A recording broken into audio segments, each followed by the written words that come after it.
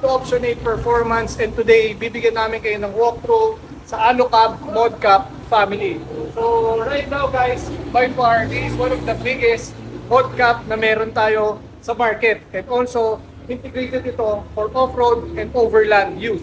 So guys, ano bang maganda dito sa Alucab Modcap? So this one is made of aluminum. So lightweight at the same time matibay, very sturdy.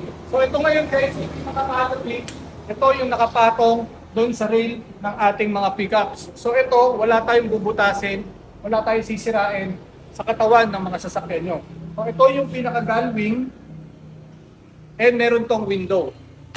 So over here guys, makikita nyo, nandito naman yung ating rear door. So itong rear door na to guys, inspired naman to sa mga pintuan ng mga container vans. So pwede rin natin to lagyan ng tire mount sa likod, at the same time, pwede rin natin itong lagyan ng kitchen cabinet sa loob. And over here, we have the water tank. So this one is specifically designed para sa pickup din. So pwede din itong gamitin kahit hindi itong mismong model ng Alucab yung gagamitin nyo.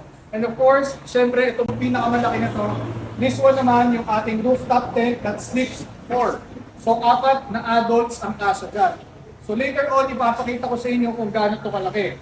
And here we have the 270 awning ng Alucab. So maganda dito, this one is diamond coated. When you say diamond coated, mas mataas na yung heat rejection and UV rejection netong awning na to. So by far, ito pa din yung isa sa pinakamagandang awning right now.